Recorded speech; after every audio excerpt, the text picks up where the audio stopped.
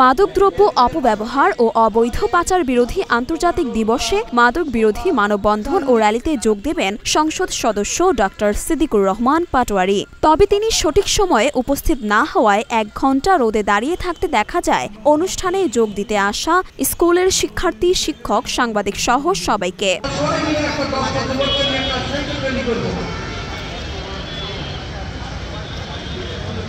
জানা গেছে, রোববার সকালে মাদকদ্রব্য অপব্যবহার ও অবৈধ পাচার বিরোধী আন্তর্জাতিক দিবস উপলক্ষে মাদক বিরোধী মানববন্ধন ও র্যালির আয়োজন করে জেলা প্রশাসন ও মাদকদ্রব্য নিয়ন্ত্রণ অধিদপ্তর।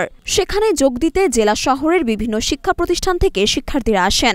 অনুষ্ঠান সূচি অনুযায়ী 8:30টার মধ্যে সবাই উপস্থিত হয়। মানববন্ধন শেষে 8:45 র্যালি হওয়ার কথা থাকলেও প্রধান অতিথি নাটোর 4 আসনের সংসদ সদস্য ডক্টর সিদ্দিকুর রহমান পাটোয়ারি না আসায় তীব্র রোদে 1 ঘণ্টা মানববন্ধনে দাঁড়িয়ে থাকে শিক্ষার্থীরা।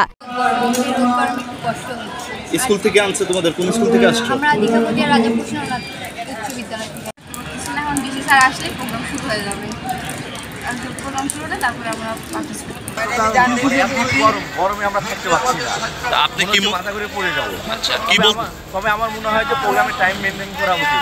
সুশাসনের জন্য নাগরিক নাটোর জেলা কমিটির যুগ্ম সাধারণ সম্পাদক বুলবুল আহমেদ বলেন, এ ধরনের অনুষ্ঠানে শিক্ষার্থীদের নিয়ে এসে দাঁড় করিয়ে রেখে চরম অন্যায় করেছেন সংশ্লিষ্ট দপ্তরের কর্মকর্তারা। শিক্ষার্থীদের এভাবে দাঁড় করানো আদালতে নিষেধ আছে। যারা এভাবে শিক্ষার্থীদের দাঁড় করিয়ে রেখেছে তাদের বিরুদ্ধে কঠোর ব্যবস্থা নেওয়ার দাবি জানাচ্ছে।